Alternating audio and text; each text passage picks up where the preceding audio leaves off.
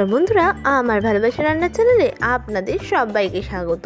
আজকে আমি যে রেসিপিটা নিয়ে এসেছি এইটা একটা ডিমের রেসিপি, আর এটা দৈনন্দিন দিনে অনেকেই অনেকবার খেয়ে থাকেন। কিন্তু এখন যারা নতুন নতুন রান্না শিখছেন কিংবা যারা রান্না বাইরে থাকেন চাকরির সূত্রে কিংবা যারা নিউক্লিয়ার ফ্যামিলি নতুন নতুন বিয়ে করে রান্না করতে শুরু করেছেন তাদের ক্ষেত্রে এই রেসিপিটা কিন্তু খুবই উপযোগী। আর যারা পুরনো রাঁধুনি রয়েছেন তারাও কিন্তু এই রেসিপিটা দেখতে পারেন। অনেক দিন ধরেই মনে ইচ্ছে জাগছিল যে একটুই রাস্তার ধারের ধাবাগুলো স্টাইল কিছু খাবার বানাই, তাই আজকে ডিম দিয়ে বানিয়ে নিলাম রাস্তার ধারে হোটেল স্টাইল ডিম কষা। এর জন্য আমি নিয়ে নিয়েছি 3টে মতো মুরগির ডিম, এই জায়গায় আপনি হাঁসের ডিমও নিতে পারেন। এবার কড়াইতে জল গরম করে তাতে মুরগির ডিমগুলো দিয়ে একটুখানি নুন দিয়ে বেশ কিছুক্ষণ ঢাকা দিয়ে সেদ্ধ করে নিয়ে এক এক করে ডিমগুলো তুলে নিয়ে একটু ঠান্ডা জলে ভিজিয়ে রাখছি। এবার আগে থেকে কেটে রাখা আলুগুলোতে নুন, হলুদ আর একটু লঙ্কার গুঁড়ো দিয়ে ভালো করে মাখিয়ে নিচ্ছি। লঙ্কার গুঁড়োতে আলুর কালারটাও ভালো হবে আর টেস্টটাও ভালো হবে। এটা মাখানো হয়ে গেছে। এবার আমি ডিমের খোসাটাকে ছাড়িয়ে নিচ্ছি। ডিমের খোসাও আমার ভালোভাবে ছাড়ানো হয়ে গেছে। এবার কড়াইতে সর্ষের তেল দিয়ে দিচ্ছি। এই জায়গায় আপনি সাদা তেল বা অন্য কোনো তেলও দিতে পারেন।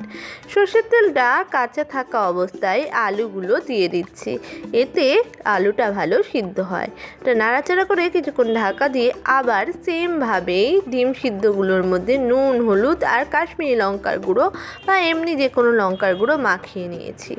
এদিকে আমার কথা বলতে বলতে আলুগুলো ভালো সিদ্ধ হয়ে ভাজা হয়ে গেছে। ওগুলো তুলে নিয়ে ওই তেলেই ডিমগুলো দিয়ে দিয়েছি।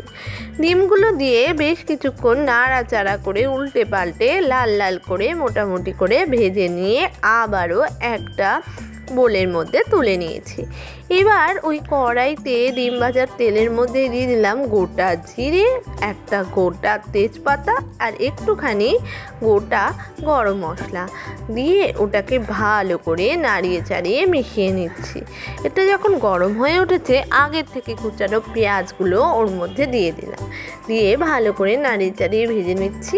এইদিকে একটা বাটি নিয়ে তাতে ধনে জিরে গুঁড়ো, একটু হলুদের গুঁড়ো আর একটু কাশ্মীরি লঙ্কার গুঁড়ো দিয়ে দিলাম। এই জায়গায় আপনি এমনি লাল লঙ্কার গুঁড়োও দিতে পারেন। এবার একটু জল দিয়ে সেটাকে ভালো করে নাড়িয়ে চাড়িয়ে একটুখানি ওর মধ্যে দিয়ে দিলাম টমেটো কেচাপ। এই জায়গায় আপনি টমেটো বাটাও দিতে পারেন। আর দিয়ে দিলাম একটু ম্যাগি মশলা। এইটা কিন্তু সমস্ত হোটেল রান্নায় একটুখানি তাই সমস্ত মশলাটাকে ঘন করে গুলে নিয়ে এদিকে আমার পেঁয়াজটাও ভাজা হয়ে গেছে। এবার আমি থেতো করে যে পেঁয়াজ রসুন আর আদা রসুন লঙ্কা রেখে দিয়েছিলাম সেটা দিয়ে ভালো করে নাড়িয়ে চাড়িয়ে কষিয়ে নিচ্ছি যতক্ষণ না ওটার কাঁচা গন্ধ যায়। এটা কষানো হয়ে গেছে। এবার আমি পুরো মশলার পেস্টটা ওর মধ্যে দিয়ে ভালো করে নাড়িয়ে চাড়িয়ে মিশিয়ে নিয়ে ওর মধ্যে দিয়ে দিলাম পরিমাণ মতো মিষ্টি আর পরিমাণ মতো নুন। এটা দিয়ে ভালো করে নাড়িয়ে চাড়িয়ে কষিয়ে নিয়ে ওর মধ্যে দিয়ে দিলাম আগে থেকে ভেজে রাখা আলুগুলো দিয়েও ভালো করে নাড়িয়ে চাড়িয়ে আমি কষিয়ে নিচ্ছি। এরপর আমি এর মধ্যে এটা কষানো হয়ে গেলে এটার মধ্যে দিয়ে দিলাম মশলার বাটি ধোয়া জলটা, দিয়েও আর একটু পরিমাণে গ্রেভির জন্য জল দিয়েও এটাকে নাড়িয়ে চাড়িয়ে বেশ কিছুক্ষণের জন্য ফুটতে দিয়ে দিলাম। ফুটটা আসার জন্য একটু ঢাকা দিয়ে দিলাম।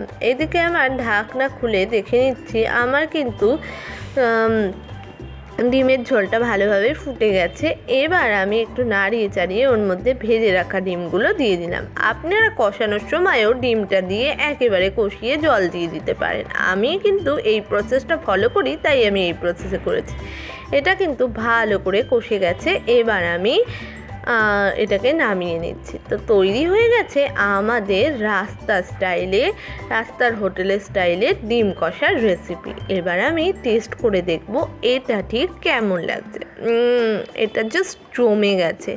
ভাত, রুটি, পরোটা সব কিছুর সঙ্গে যেন একদম ইয়ামি আর টেস্টি লাগবে। এই রকমই ভালো ভালো রেসিপি দেখতে অবশ্যই আমাদের চ্যানেলটাকে সাবস্ক্রাইব করে পাশে থাকা বেল আইকনটাকে প্রেস করে দেবেন। ভালো থাকবেন, সুস্থ থাকবেন আর এরকমই ভালো ভালো খাবার খাবেন।